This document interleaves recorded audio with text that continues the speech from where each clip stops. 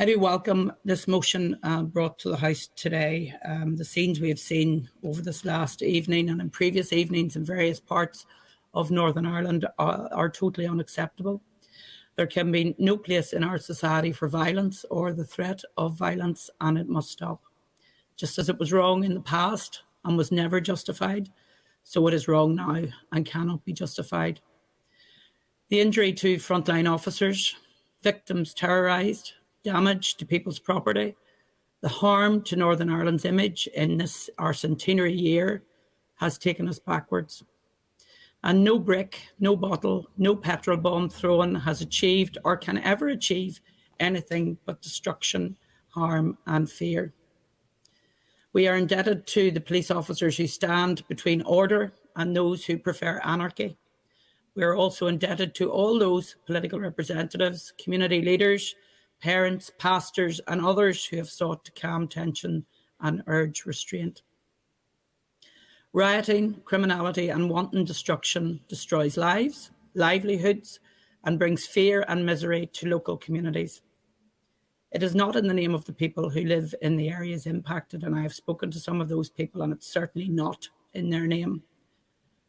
Today is not the time to rehearse the arguments of this last number of weeks. Safe to say that we should all know well that when politics fail or are perceived to be failing in Northern Ireland, then those who fill the vacuum offer destruction and despair.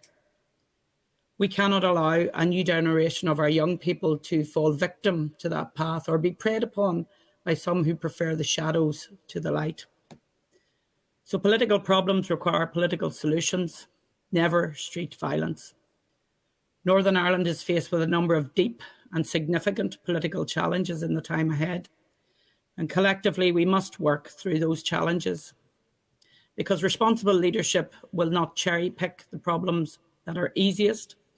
Responsible leadership means actively listening to views that people may not agree with or want to hear.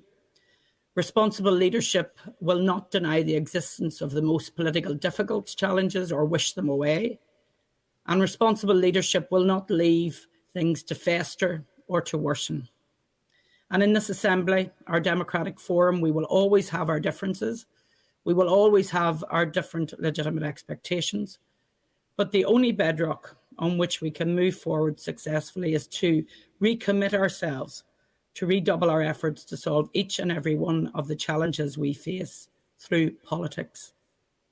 A stable and prosperous Northern Ireland requires a solution to all of our challenges, built on the firm foundation that every citizen is equal under the law and equally subject to the law, regardless of background or status.